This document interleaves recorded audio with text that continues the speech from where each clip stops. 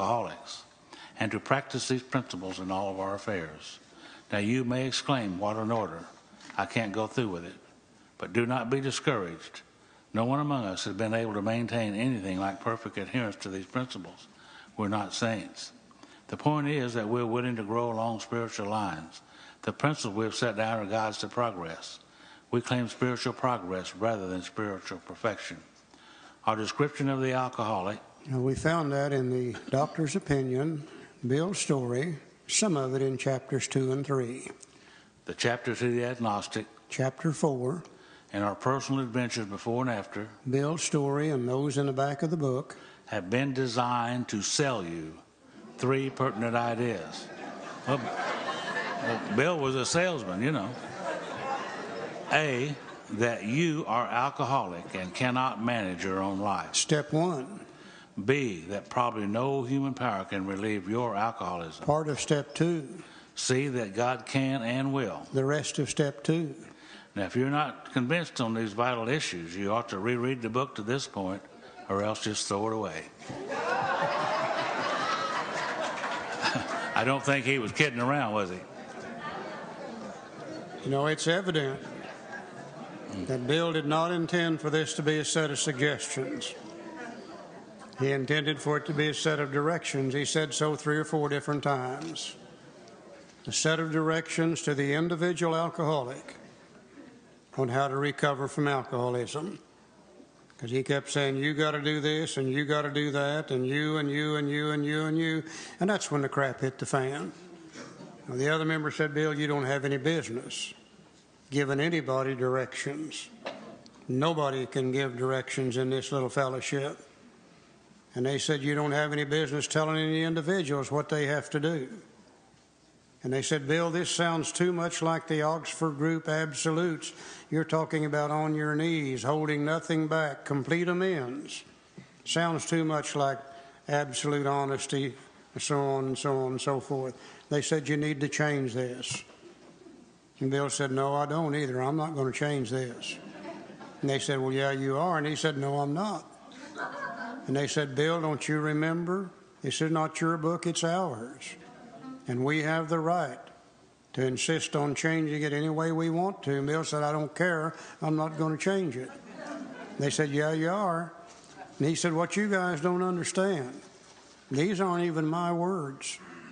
He said, these are God's words. They came after prayer and meditation. And they said, we don't give a damn whose words they are. You're going to change it. And the fight was on. And they almost destroyed not only the book project, they almost destroyed the little fellowship over the writing of how it works. And Bill very, very reluctantly finally realized if they're going to get on with the rest of the book, he's going to have to compromise. So he said to them, he said, I'm willing to compromise, but you guys are going to have to compromise with me. And they said, well, what do you want? And he said, if I'm to finish the rest of the book, you're going to have to give me the authority to do so. He said, I'm tired. I'm not going to fight with you anymore. And they didn't want to give him that authority. He said, if you don't want to do that, then you finish the book. And they didn't want to give him that authority. But they didn't want to finish the book either. They very reluctantly agreed to make those changes. A non-alcoholic psychiatrist who was around in those days said, why don't you change it from directions to suggestions? You still would get your meaning across, and you probably wouldn't alienate so many people. And he said, where you keep saying you, he said, don't do that. He said, say we. Tell them this is what we had to do rather than what you have to do. And where you keep saying must, change that to ought. And probably more people would use your book. Now, we don't know. If they hadn't made those changes, instead of 2 million worldwide today, we might have 10 million. But also, if they hadn't made those changes, instead of 2 million worldwide today, we might only have 10,000. Who knows? We just know that this is the history behind this particular part of the book. But Bill was cunning and baffling and powerful too. Because when he forced this compromise on them, and they gave him the authority to finish the rest of the book, what they didn't know, but what he knew, is 2 pages later, he's going to put directions right back in the book. And he's going to put you and must right back in the book. He's had it all the way up to this time, jerked it out of how it works, and then turned right around and put it right back in and destroyed some of the continuity of the book. But now that we know what happened, we can see what actually transpired and took place there. The other thing that is so important is when he said our description of the alcoholic, the chapter to the agnostic, and our personal adventures before and after have been designed to sell you 3 pertinent ideas.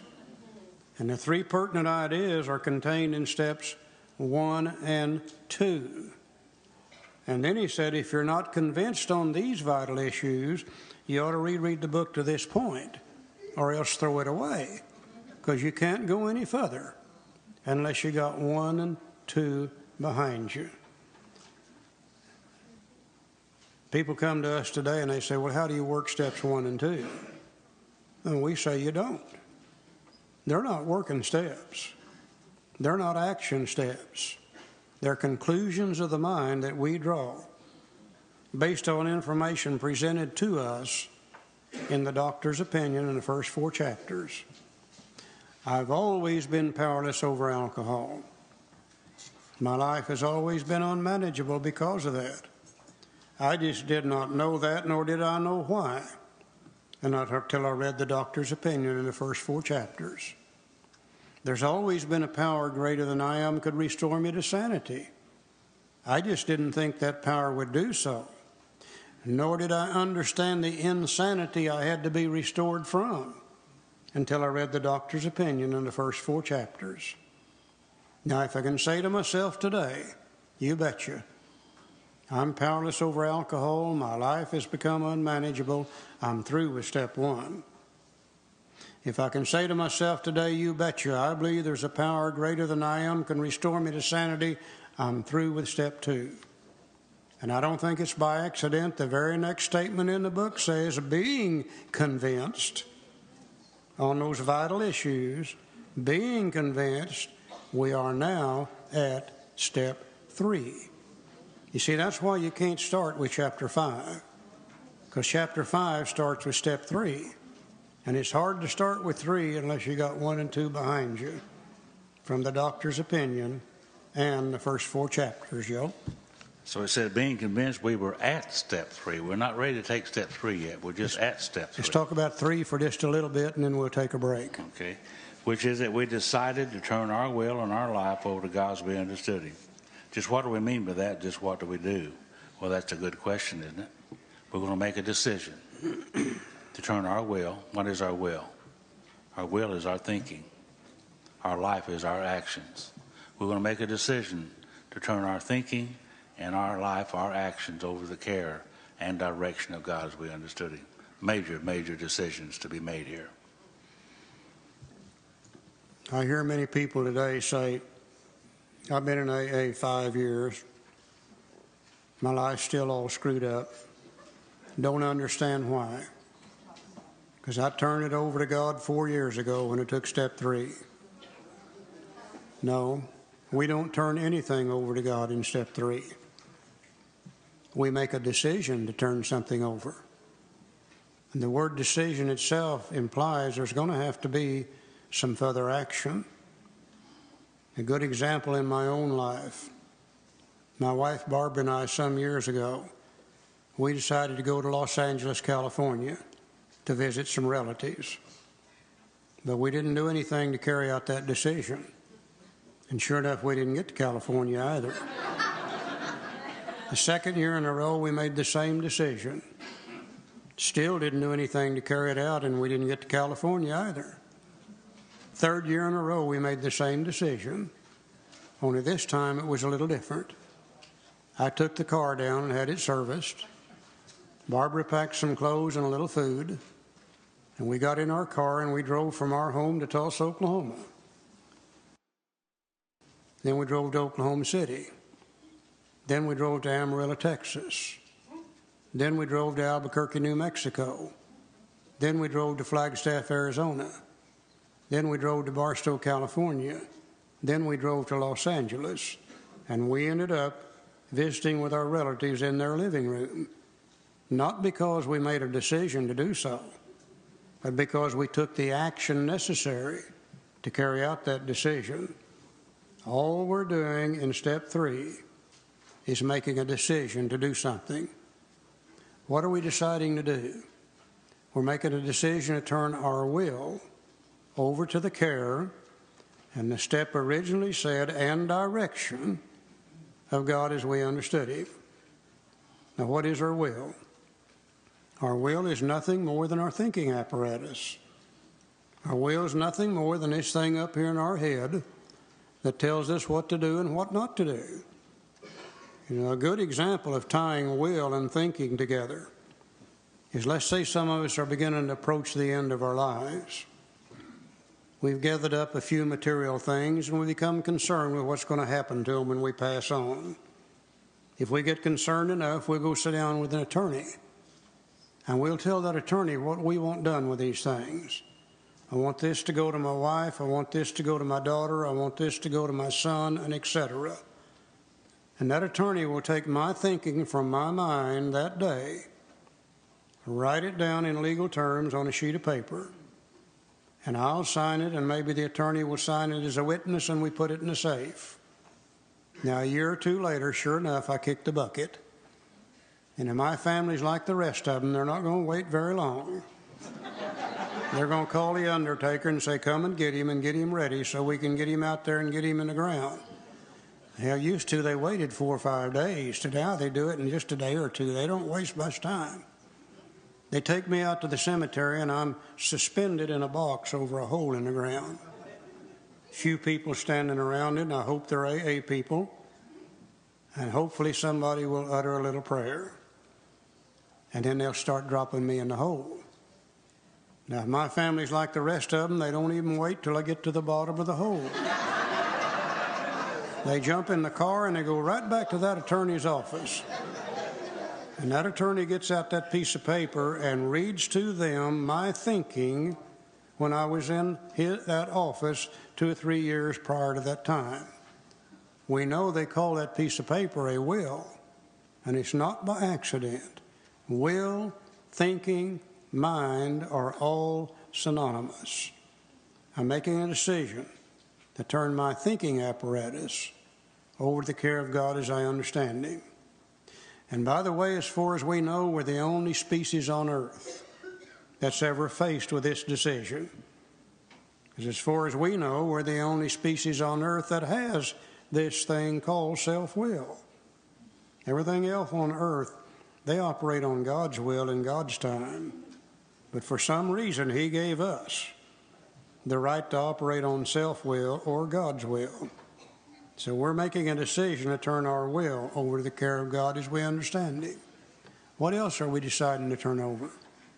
We're making a decision to turn our life over to the care of God as we understand Him. What is my life? My life is nothing more than my actions. What I am right now, as of this moment, sitting behind this table, is the sum accumulative total of all the actions I've taken throughout my entire lifetime, is what's made me what I am today. Now, we know all action is born in thought. Say that again, please. All action is born in thought. Sometimes we react to a situation so fast, we think we'd do it automatically, but we don't. I can't even pick up this glass of water unless my mind tells my body to do so. So if all action is born in thought, then it stands to reason my life is going to be determined by how I think. If my thinking is okay, my actions are okay, and my life becomes okay. If my thinking is lousy, my actions are lousy, and my life is going to be lousy too. And I went to my sponsor and I said, I don't believe I can take step 3. And he said, why? And I said, because if I turn my will and my life over to the care of God as I understand Him, I have no idea what He would have me be. He may want me to be a missionary, and He may want to send me to China, and I sure as hell don't want to go to China. And he just laughed. He said, well, let's look at it this way. At least it wouldn't be in the hands of an idiot, would it? He said, let's look back through your lifetime, Charlie. He said, you've always been a selfish, self-centered, self-willed human being. You've always done what you wanted to do, and to hell with the rest of them. Is that right? And I said, you know it is. He said, the end result is you've almost destroyed your life. And he said, just as important, you've almost destroyed the lives of those around you that care for you. He said, just think. If God could direct your thinking, it might become better. And he said, if your thinking becomes better, then your actions will probably become better. And he said, if your actions become better, then your life's going to become better. And he said, just as important, the lives of those around you that care for you might become better also. He stepped back about 3 feet, stuck his bony old finger right in the middle of my chest, and he said, now you have to make the decision. He said, I wish I could make it for you, but I can't. This is one you'll have to do yourself. And he got it through to me in such a way that I was willing to make the decision to turn my will and my life over to the care of God as I understand Him, simply because of the fact that I had almost destroyed it myself, and God couldn't do a worse job with it than I did. And based on that, I made the decision. Joe? The book says that the first requirement is that we be convinced that any life run on self-will could hardly be a success. Remember, we talked about precisely, specifically, exactly, with clear-cut directions. We're beginning to get those directions now. And it says the first requirement is that we be convinced that any life run on self-will can hardly be a success. On that basis, we're almost always in collision with something or somebody, even though our motives are good. Most people try to live by self-propulsion. Each person is like an actor who wants to run the whole show, is forever trying to arrange the lights, the ballet, the scenery, and the rest of the players in his own way. If his arrangements would only stay put, if only people would do as he wished, the show would be great. Everybody, including himself, would be pleased. Life would be wonderful. Now, isn't that true? If everybody would mind me and do what I tell them to do, they would be happier, and I would be happier. Now, I've been married to Phyllis, off and on, for 37 years. Jim, I don't believe she's going to mind. 37 years now, she doesn't mind. I don't think she's going to. The reason is, see, I have a will for Phyllis, and Phyllis has a will for herself. Everybody's got one. That's the problem with it. And my will for Phyllis is not always her will for Phyllis. And I try to force my will on Phyllis, we have problems, big problems. Sometimes they throw your stuff out in the yard, which used to happen, because I'm trying to force my life and my will on Phyllis. I need to stop doing that. The first requirement is that we be convinced that any life run on self-will can hardly be a success. I have to give that up. Let's go over to page 62, first paragraph. Selfishness, self-centeredness, that we think is the root of our troubles, driven by 100 forms of fear. Self-delusion, self-seeking, and self-pity. We step on the toes of our fellows and they retaliate. Sometimes they hurt us, seemingly without provocation. But we invariably find that at some time in the past, we've made decisions based on self, which later placed us in a position to be hurt. So our troubles, we think, are basically of our own making. They arise out of ourselves. And the alcoholic is an extreme example of self-will run riot, though he usually doesn't think so. Above everything, we alcoholics must be rid of this selfishness. We must, or it kills us. God makes that possible. There often seems no way of entirely getting rid of self without His aid. Many of us had moral and philosophical convictions galore, but we could not live up to them even though we would have liked to. Neither could we reduce our self-centeredness much by wishing or trying on our own power. We had to have God's help. This is the how and the why of it. First of all, we had to quit playing God. You know, if this is a God-directed world, and everything I read leads me to believe that's so, then those of us who have been self-directed, and those of us who have been trying to direct everything and everybody around us, well, we've been trying to do God's work for Him. And we're not God, we've just been playing at being God. Next, we decided that hereafter in this drama of life, God was going to be our director, not our suggester. He is the principal, we are His agents. He is the Father, and we are His children. Most good ideas are simple. And this concept was the keystone of the new and triumphant arch through which we pass to freedom. Now we're referring to that wonderfully effective spiritual structure again. Step 1, willingness was the foundation. Step 2, believing was the cornerstone. Now he tells us we're building an arch that we're going to pass through to freedom. And the keystone of that arch, which is the stone up in top of the arch that holds it in place, the keystone is one simple little idea. We're going to let God be the director. Most good ideas are simple, and it couldn't be any more simpler than this, to decide that instead of being self-directed, I'm going to start trying to be God-directed. And by the way, there's no other choices. I either operate on self-will or God's will, one of the two. I'm trying to get off of self-will, which almost destroyed me, and start trying to get on God's will, hoping that it will make it better in the future. Almost missed that little simple idea. Because when I first started praying, I said, God, give me this, and God, give me that, and get my wife back for me, help me make more money, get me a new car.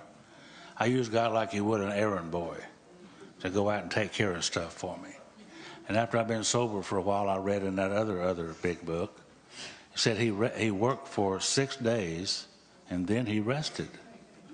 To my knowledge, he'd never go back to work anymore. It looks to me like there's going to be any work being done around here. It's going to be me. He's the Father. We're the children. He's the principal. We're the agent. Most good ideas are simple. And this concept was the keystone of the new and triumphant arch to which we passed to freedom. I almost missed that. Our book says that when we sincerely took such a position, on page 63, all sorts of remarkable things followed. We had a new employer. Being all-powerful, he provided what we needed if we kept close to him and performed his work well. I'm supposed to perform his work well. I thought he was supposed to perform my work well, but he didn't. Now here's the results of this thing. We don't have to wait till step 12 to get something out of it. Look at the results of this decision. Established on such a footing, we became less and less interested in ourselves, our little plans and designs. More and more, we became interested in seeing what we could contribute to life. See, takers are losers, you see, not only in AA, but everywhere. Takers are losers. Today, I'm trying to see what I can contribute to life instead of take. As we felt new power flow in, as we enjoyed peace of mind, as we discovered we could face life successfully, as we became conscious of His presence, we began to lose our fear of today, tomorrow, or the hereafter. We were reborn. And boy, I used to hate that idea about being reborn. I sure did. They used to come over my house and talk to me about being reborn, knocking on the door, want to come in and visit and talk to me about being reborn. And you know what I said to them? I said, boys, this is Monday Night Football. And I'm here drinking and having a good time, and you're coming over. Get your... and going back home. That was a nice version of it. And going back home. See, they were trying to help me, but I didn't know that. But I could buy these ideas that we've been talking about, and now I was ready to do this third step. I was definitely ready. Our book said we were now at step 3. And I couldn't wait to get down to that little church the next Sunday. I got there about 11 o'clock, and they do this every Sunday about 11 o'clock, not only there, but in many, many places. They basically are asking people to come and do the third step prayer, okay? And I got there about 2 or 3 minutes before 11. I didn't want to get there too early. I might hear something that helped me, you know. So I got there about 2 or 3 minutes before 11, and they asked people to come down and do the third step, basically. And this is what I did. Many of us said to our Maker as we understood him, God, I offer myself to you to build with me and do with me as you will. Relieve me of the bonds of self that I may better do your will. Take away my difficulty that victory over them may bear witness to those that I would help of your power, your love, and your way of life. May I do your will always. We thought well before making this step, making sure that we were ready, that we could at last abandon ourselves utterly to him. Now, I don't know what happened that morning. I'm not smart enough to know. But I know from that morning until this day, my life hasn't been the same. It'd been like I've been on the dark side of the street for all those years. And after this third step, I'm on the sunny side of the street. I went over to my mom's house that afternoon, and she wanted to know what happened. You know, they always want to know what happened, don't they? Bill asked Ebby, he said, what's this all about? I queried. What's this? In other words, what's happened to you, Ebby? And my mother said to me, what happened to you?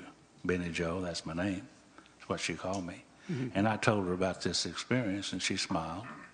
That's all she ever wanted from her children, was to live that way. That's all she ever wanted. Later on, I went over to see Phyllis, and if Phyllis was telling this story, she would say that I was her Ebby.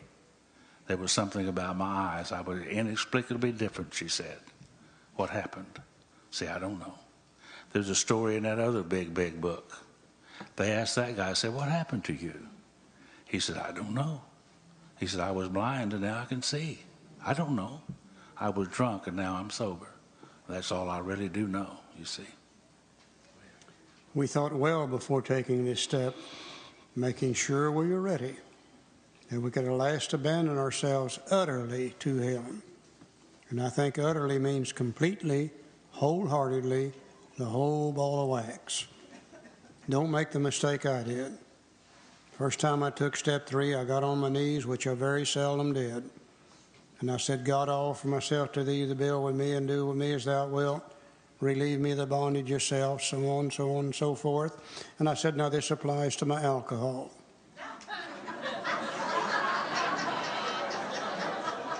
Don't fool with my sex life. Stay out of my money. I can take care of that too. God probably said, what an order. I can't go through with it. Today I realize that God doesn't want my alcohol. He probably doesn't even drink. He wants all of me completely. And just think, if he could direct all my thinking, it might become better in the sex area. If he can direct all my thinking, it might become better in the economic area. If he could direct my thinking in all areas of my life, then my life should become better in all areas, not just dealing with alcohol, but everything else.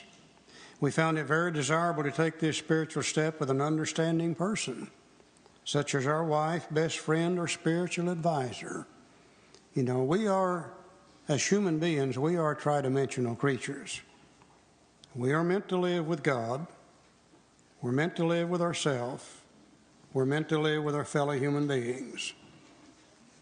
And if we take this step with another human being, for the first time now, we're starting to fit ourselves back together as God intends for us to be in the first place. That's why it says to God and another human being here in this thing. Now, we're going to ask you to do a favor just before we take the break. You don't have to do it if you don't want to, but we're going to ask you to anyhow. We're going to ask you to reach out and hold hands with those on each side of you.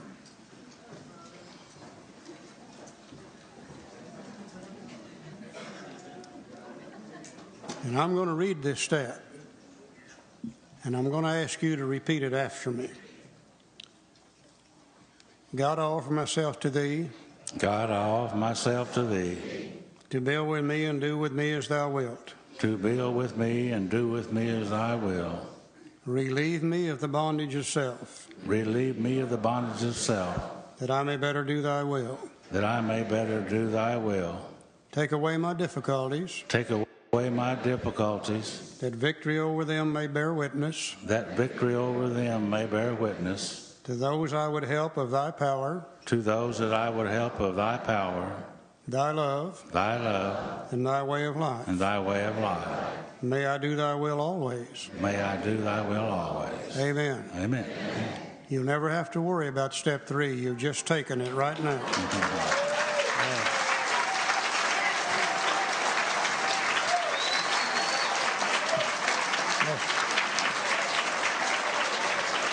All we have to do now is do it every day, one day at a time. Let's take about a little short 10, 15-minute break, then we're going to jump right into step 4. We need to be back now in about 10 or 15 minutes. We start into step 4. And I think we need to face the fact that when Bill wrote the big book, he was a night school lawyer. He was a New York City stock speculator.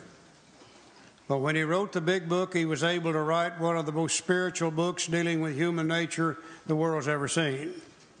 Surely, God used Bill's hand to write the big book, Alcoholics Anonymous. 13 years later, he made a decision to write the 12 and 12. He'd been trying for years to sell the traditions to the fellowship, and the fellowship really didn't want them. And I think he felt if he could put the traditions together in a book with the steps, that traditions would be more acceptable then to the fellowship. We do not think the 12 and 12 was meant to replace the big book. You can't work the steps out of the 12 and 12. And the reason you can't is because there's no directions in there. And that's why a lot of people really love it. Because they can get in it and dance around and philosophize and never have to do anything at all. But there's some information in there.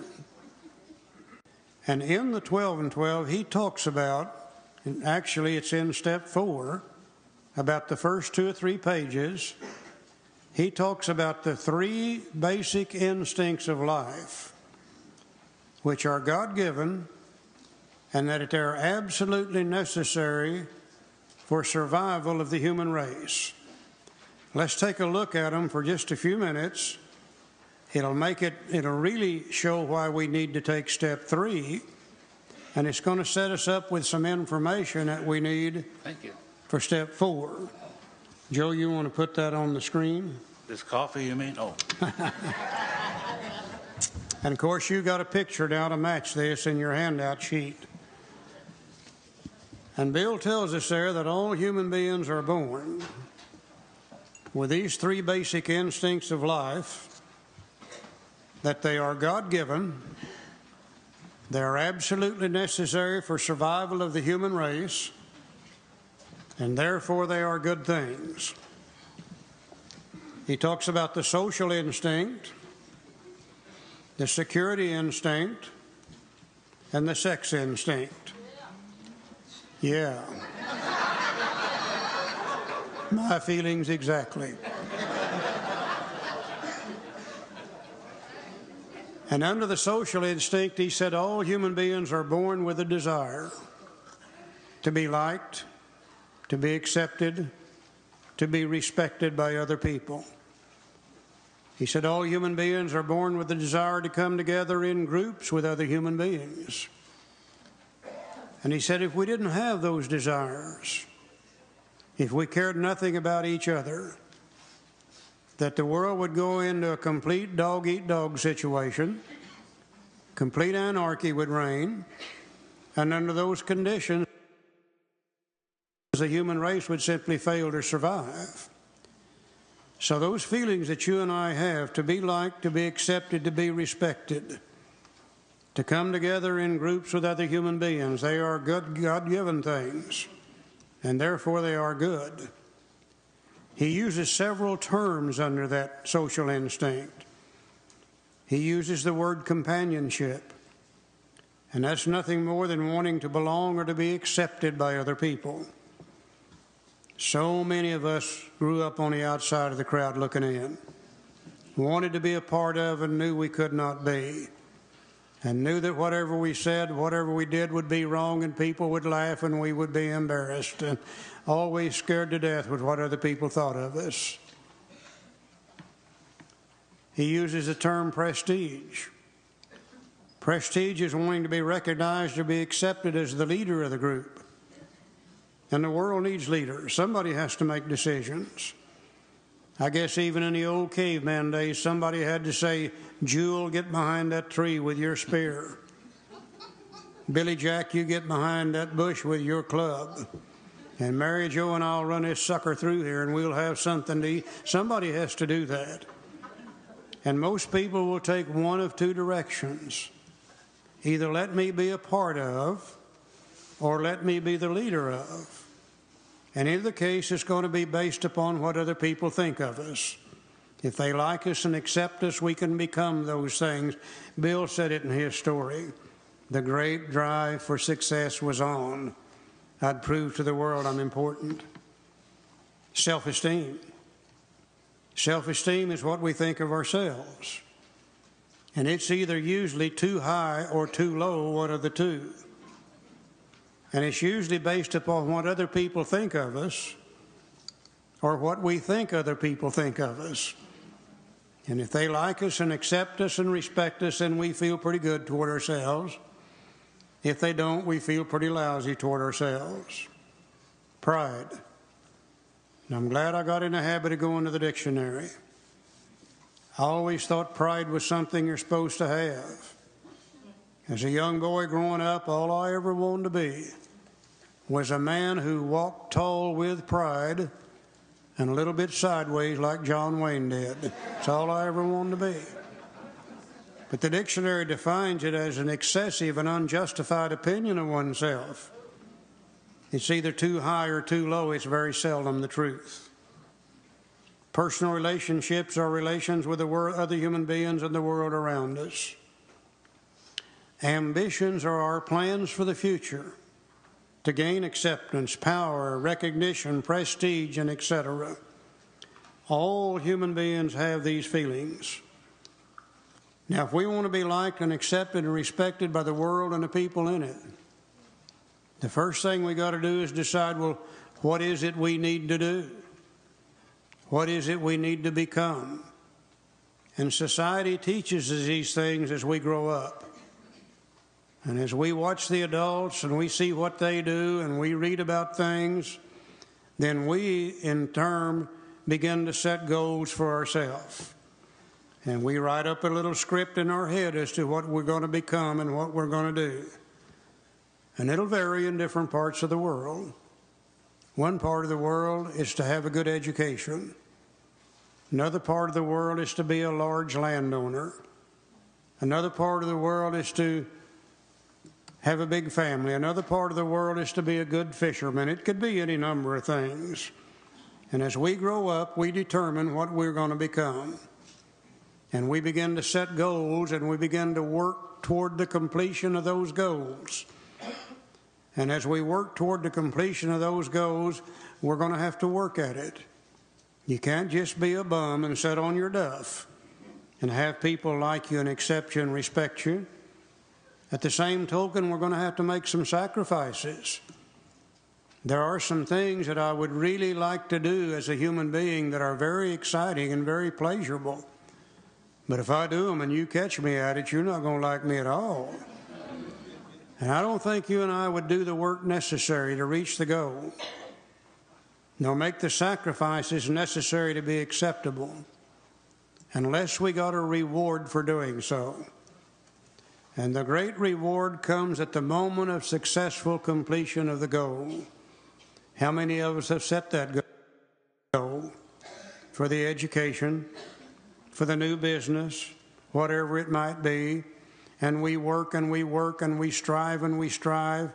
And the day we become successful and they pat us on the back and they say, "Oh, Joe, you're a fine fellow, you're a great man, you're really a smart individual."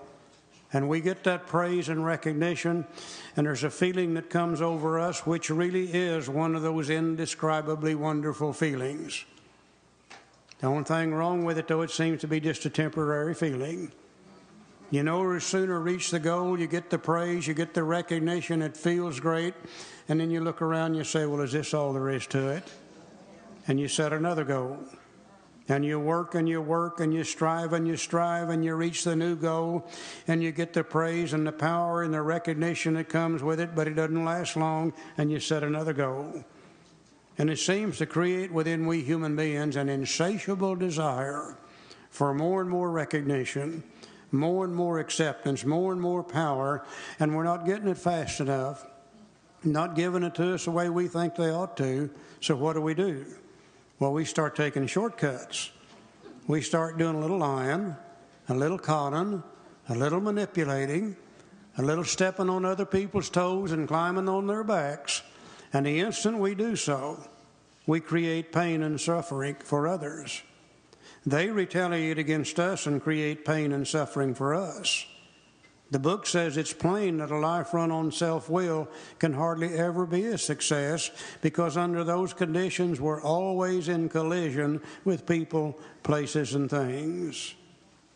Second basic instinct is the security instinct. Now, I know in AA we try to live one day at a time, but I also know just about everybody in this room's got an insurance policy. And the purpose of the insurance policy is to protect ourselves in the future. Bill said all human beings are born with this desire to be secure in the future. And if we didn't have that desire, we wouldn't provide the food, the clothing, the shelter, the things that we need. And next drought season, we would just starve to death. Next winter season, we would just freeze to death. So these desires that you and I have to be secure tomorrow is a basic God-given thing. Now, just like with a social instinct, if I'm going to be secure tomorrow, I'm going to have to decide, well, what is it that I need in order to be secure? Society teaches us these things, and it varies in different parts of the world. One part of the world, you only need $4. Another part of the world, you need 4,000. Another part of the world, you need 4 million. Another part of the world, you need 192 coconuts, whatever it is, that they use to measure and trade and barter by. And based upon what we see and what we're taught, we set goals for ourselves. And we begin to work toward reaching that goal. And you're going to have to work at it. You can't be a bum and sit on your duff and be secure tomorrow. You're going to have to make some sacrifices. You can't blow it all today and be secure tomorrow. And I don't think you and I would do the work nor make the sacrifices if we didn't get a reward for doing so. The great reward comes at the moment of successful completion of the goal, and it's now mine and nobody can touch it. My God, how many of us have done it? Started out as a kid, we wanted a new bicycle. And we worked and we worked and we strived and we strived, and we finally got a bicycle that cost about $10 and enjoyed it for a little while. But after we rode the bicycle for a while, we looked around and said, hell, I'd rather have a car. So we set our goal for the new car.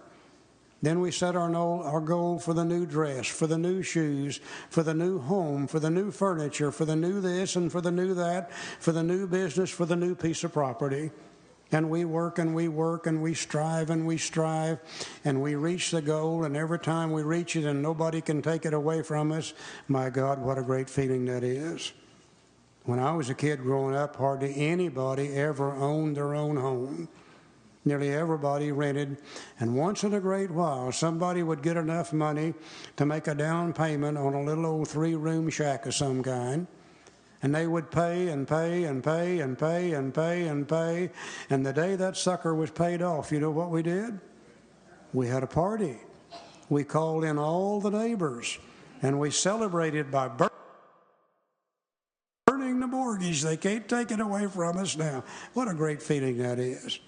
Only thing wrong with it is just a temporary feeling.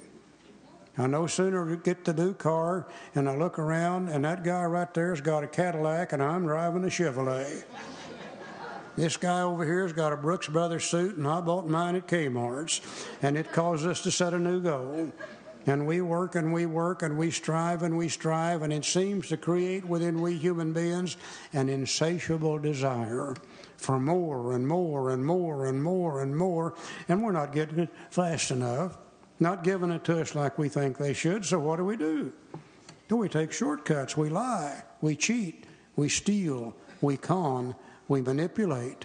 And the instant we do so, we create pain and suffering for others. They in turn retaliate against us, create pain and suffering for us. Plain little life run on self-will can hardly ever be a success. Under those conditions, we're always in collision with people, places, and things. Third basic instinct he talked about is the sex instinct. I always have to stop and take a drink of water before I start. He gets excited about this. He said all human beings are born with a desire to have sex. That may get turned off by bad teachings or bad happenings, but all human beings are born with a desire to have sex, because if we don't have sex, we can't reproduce ourselves. And if we don't reproduce ourselves, then sure enough, the human race is going to fail to survive. Just like the other two instincts. If you're going to reproduce yourself through the sexual act, you're going to have to work at it. You know, you can do more work in 3 minutes of sex. If you can last that long, then you'll do all day digging a ditch. Don't you older guys remember how it used to be when you got through with it? My God, you just fall over sideways. The sweat's just pouring off of you. You can hardly get your breath. You feel like you've died, gone to heaven, and come back 2 or 3 times. And I don't think you and I would do that kind of work if we didn't get a reward for doing so. And the great reward comes at the moment of successful completion of the sex act. One of the greatest feelings we can experience as human beings, both emotionally and physically. One of the greatest feelings you can possibly have. But also, just like the other two, it's just a temporary feeling. Hell, you no sooner get through with doing it than you get to thinking about doing it again. And it's such a pleasurable and such an exciting thing, the next thing you know, you get to thinking about doing it in different ways. And you get to thinking about doing it in different positions. And you get to thinking about doing it with different people. And the next thing you know, you're doing it at the wrong time, in the wrong way, with the wrong people. And the instant you do so, you create pain and suffering for others. Yeah. And they retaliate against us and create pain and suffering for us. Plain little life run on self-will can hardly ever be a success, because under those conditions, we're always in collision with people, places, and things.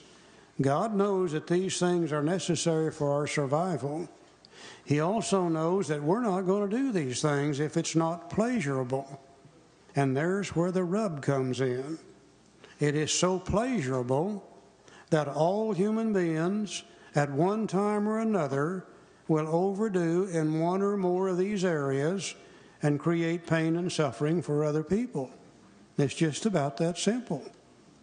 You know, if all human beings on earth today could fulfill these basic instincts of life at the level that God intends, there would be no conflict on earth today. But they are so pleasurable, we just can't resist overdoing in one or more of those areas and create all kinds of problems with other people. And we're constantly in collision with other people. You know, every emotional problem on earth today, could be solved through these basic instincts of life if we all did them at the level that God intends for it to be.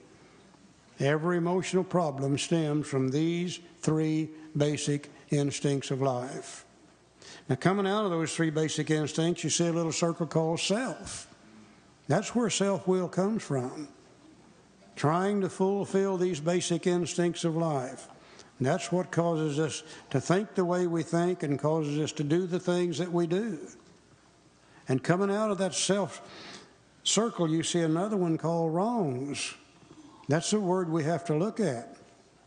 Somewhere in AA, we got the idea that the word wrongs meant a list of dirty, filthy, nasty items. But you go to the dictionary and look it up, you'll find several definitions for that word.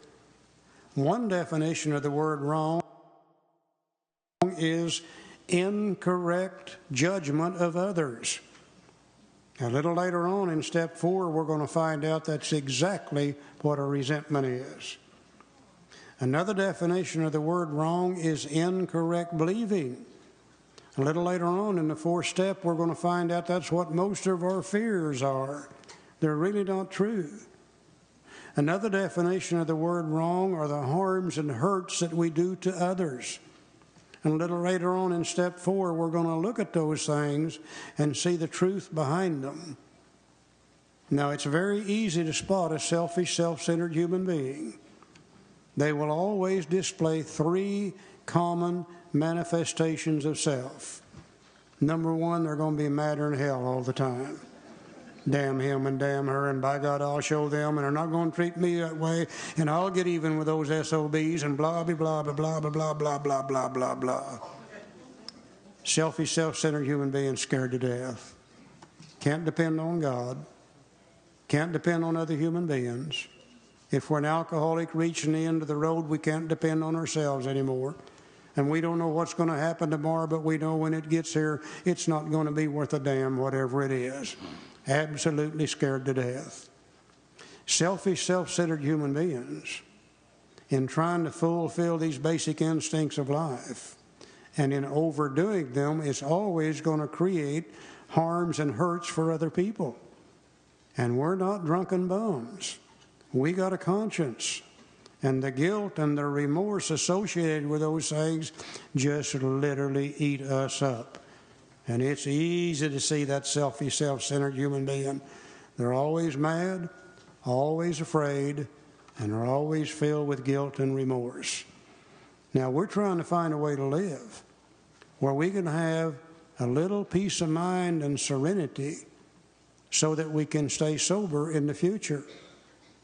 And if we remain restless, irritable, and discontented, if we remain angry, resentful, and afraid, and filled with guilt and remorse, we don't feel good. And we're gonna exist under those conditions just so long. And the mind's going to start seeking relief.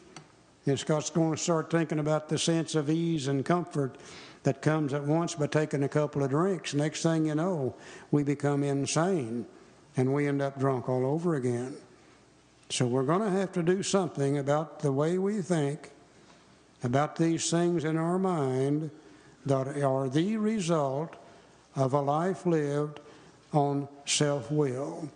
If God could direct our thinking, we could fulfill these instincts at the level He wants.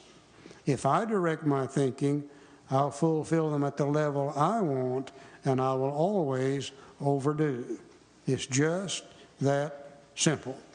Another reason why we do this at this time is because these words that you see here, companionship, prestige, self-esteem, pride, ambitions, all those words are in and around the 4th step in the big book. Bill didn't go into great detail expected to explain them. He assumed we knew what he was talking about, but I didn't. I don't know about you, but I didn't. That 3rd column affects my. I didn't know what was there and what was affected by it. So I just skipped over that column. You see, and that's why we do this, to get a working knowledge of these words, primarily, I think, so we can look at the 3rd column and see what part of self is affected by the actions that we have just had with others. We didn't understand what part of self was affected. When the 1st column and 2nd column, those are easy. It's what part of self is affected in the 3rd column that we skip over, or at least I did. Okay, we finished up now with step 3. We all did the prayer together a while ago. And now then it's time for us to go to work, to start carrying out the decision that we made in step 3. Bottom of page 63. Next, we launched out on a course of vigorous action. The first step of which is a personal house cleaning, which many of us had never attempted. Though our decision, referring to step 3, was a vital and crucial step, it could have little permanent effect unless at once followed by a strenuous effort to face and be rid of the things in ourselves which had been blocking us. Our liquor was but a symptom, so we had to get down to causes and conditions. And the first thing we look at is the time element between step 3 and step 4. We hear this question asked all over the country. And we hear some people say, well, you ought to wait probably 30 days after you do step 3. Another one might say you probably ought to wait 6 months. We heard a counselor in the field counseling people to wait a minimum of 2 years to do step 4. And our question back to that counselor was, how many people have you killed with that statement? You see, we're trying to find a way to live where we can have a little peace of mind, serenity, happiness, and sobriety at the same time. The longer we put off step 4, the longer we're restless, irritable, and discontented. The longer we're filled with anger and fear and shame and guilt and remorse, and we don't feel good, the greater chance that we're going to take a drink. I don't know how long I could go under those conditions. And frankly, I'm not very interested in finding out. The book tells us when to take it. Step 3 will have little permanent effect unless followed at once by a strenuous effort to face and be rid of the things within ourselves which had been blocking us from what? From carrying out that decision. And you know, that makes sense. As far as I know, 4 has always followed immediately after 3. So, as soon as we get 3, we start in on 4. Now, knowing that we might get drunk if we don't do that, why do we tend to continue to procrastinate on step 4? Now, I think one of the reasons is some of the older members play king off of the mountain with this step.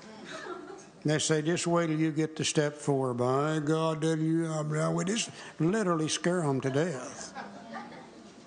Let us be the first to say today, if we do the step 4 the way the book says to do it, there's not a thing in the world to be afraid of. There's nothing to be scared about. Now, knowing that, and knowing we might get drunk, why do we tend to continue to procrastinate? And I think one of the reasons is, for years and years and years, we didn't understand how to do step 4 here in the big book. And in our confusion, we read something in step 5 that said something about all your life story, and we said, oh yeah, that's what they wanted us to do in 4.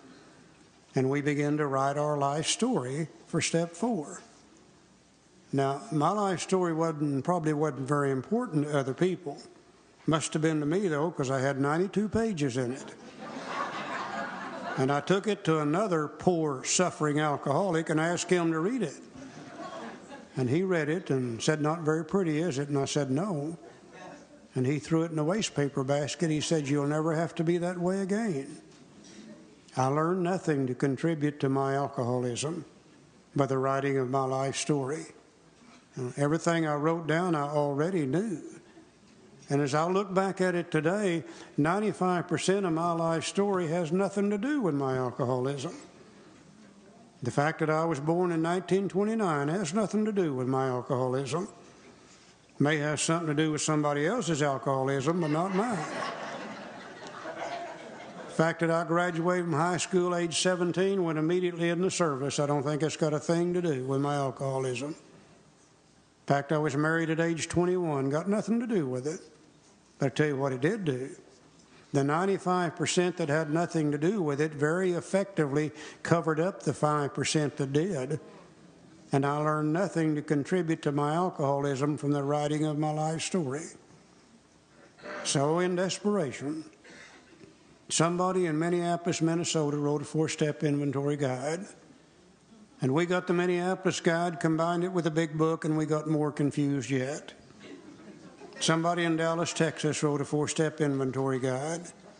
And we got it and we combined it with the Minneapolis guide and the big book, and then we really got confused. I have no idea how many inventory guides are out there today. We saw one time that had 20 pages in it. And I'll guarantee you, if you wasn't crazy as hell before you took it, you would be when you were through with it. It was one of those kind. And all the time, the instructions have been here in the book.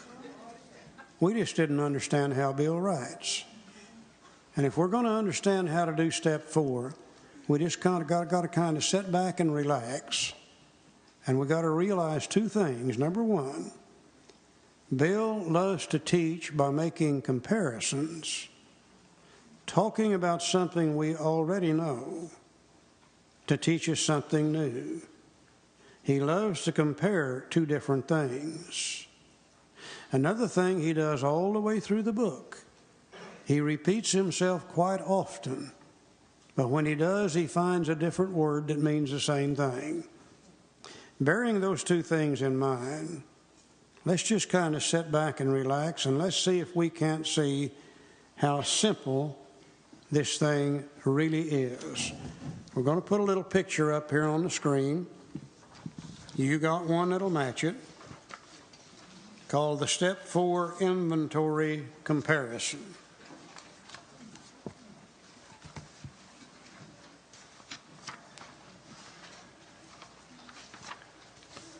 Now let's see what he has to say about it. On one side of that is business and the other side is personal. And Joe's got them both covered up at the present time. And we're going to take a few key words out of the big book and put them up there on that screen. Therefore, we started upon a personal inventory. This was step 4. Immediately he goes to business. A business which takes no regular inventory usually goes broke. So I think his first comparison is this. If you've got a business and you don't inventory once in a while, and by the way, inventory is defined as a written list of items. If you don't inventory once in a while, you don't know what's been stolen from your store that you didn't get paid for. You wouldn't know what's been sold and you need to reorder to have something to take its place. If you didn't inventory once in a while, you wouldn't know what's become out of style. And you need to put it on sale and get rid of it, because it's sitting in the store taking up valuable floor space, shelf space, probably paying interest on borrowed money to get it in the first place, and it sits there day after day after day after day, and it's costing you money. If you didn't inventory once in a while, you wouldn't know what's become damaged and unsaleable.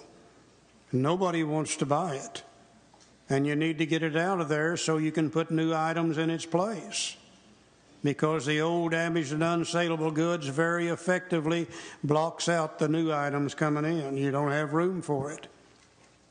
If you didn't inventory once in a while in a business, and I don't care what it is, whether it's selling ladies' purses, men's watches, bicycles, or whatever, if you didn't inventory once in a while, you probably would end up going broke.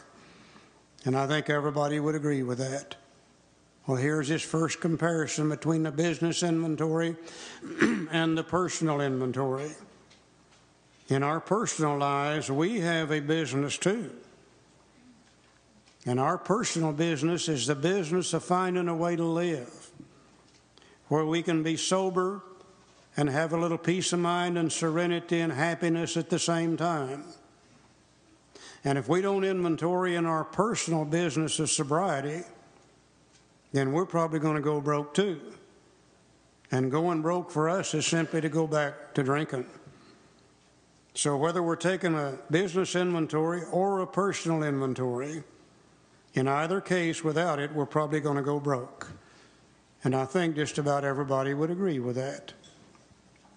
Now then, he says, taking a commercial inventory. Now, Dad Burnham, he could have said He could have said just a business inventory, but he don't want to use it twice, so he'll call it commercial this time.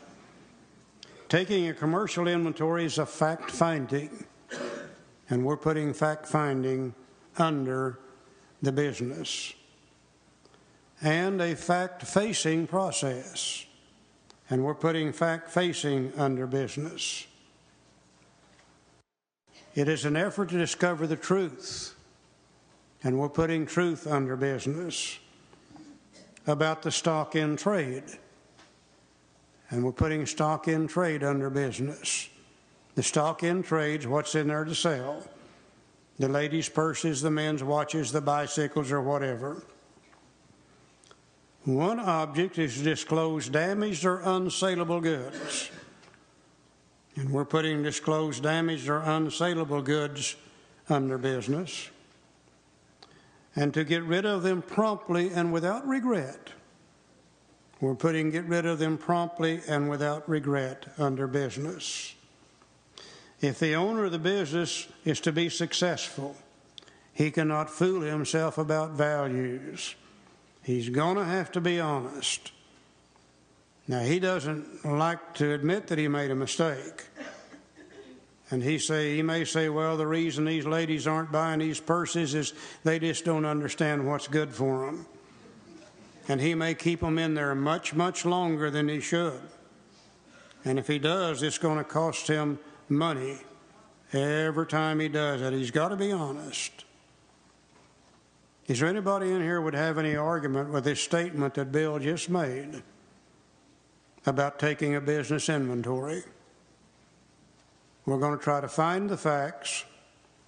When we find them, we're going to face the facts.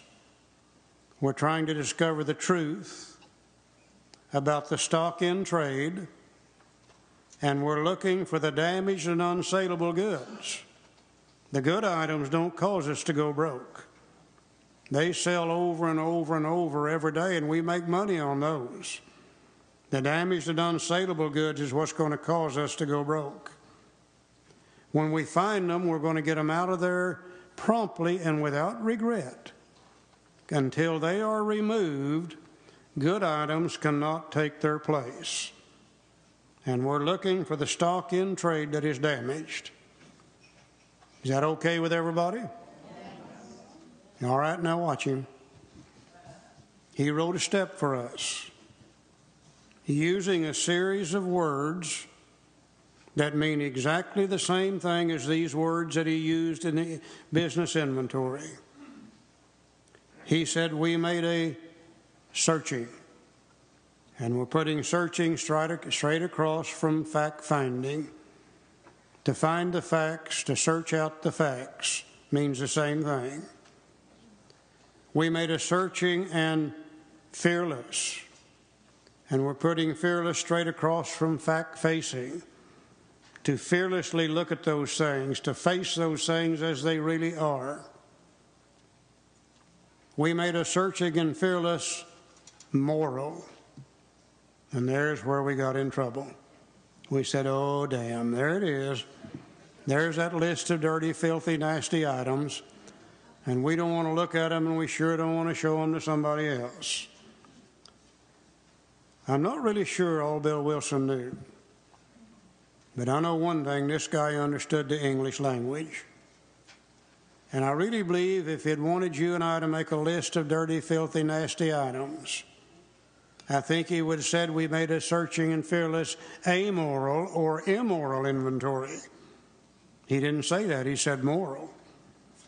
And bugged us and bugged us and bugged us. Finally, we went back to the dictionary. And you know what moral is defined as in a dictionary? Nothing in the world but truth. Things as they really are. The right and wrong of any given situation.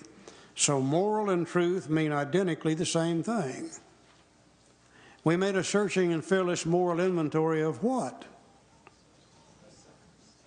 Of ourselves. We're the only stock in trade that we have in this business of staying sober. Nobody else can make us sober, nobody else can make us drink. Oh yeah, I'll agree, they can make you thirsty once in a while, but they can't make you drink. We decide whether we drink or not. Now, what part of us decides whether we drink or not? Is it our mind or is it our body? The real problem, the alcoholic sinner's in the mind, telling us we can drink rather than the body that ensures we can't. So somewhere up here, in my head up here, I've got some flawed thinking processes that block me off from the sunlight of the Spirit, that keep me from carrying out the decision I've made in step 3. And I have to find those flawed thinking processes and get them out of my head promptly and without regret. And it's only when they're gone that God's thinking can take their place. As long as they're there, then God's thinking is blocked out. And I like to look at my head up here as a little bitty store. Not very much. One of these little quick trips or get and goes or come and get it or whatever they call them. Not a hell of a lot up there. And this part of my store, I've got some display cases. And those display cases are filled with resentments. Damn him. Damn her. By God, I'll show them. Next time they do that, I'm going to do this. I'm going to get even with those suckers. They're not going to treat me that way. And on and on and on and on. God can't get in those display cases. He's very effectively blocked out by those resentments. Over here in this part of my store, I've got a file cabinet filled with fear. Oh my God, what's she going to do when she finds out about this one? Oh my God, what's that banker going to do when that check gets in there? He's already told me he'll file. Oh my God, is that my car sitting out in the front and the front end tore up and I don't? Oh my God, and on and on and on. And God can't get in there. That file cabinet is already full of fears. He's very effectively blocked out. Back here.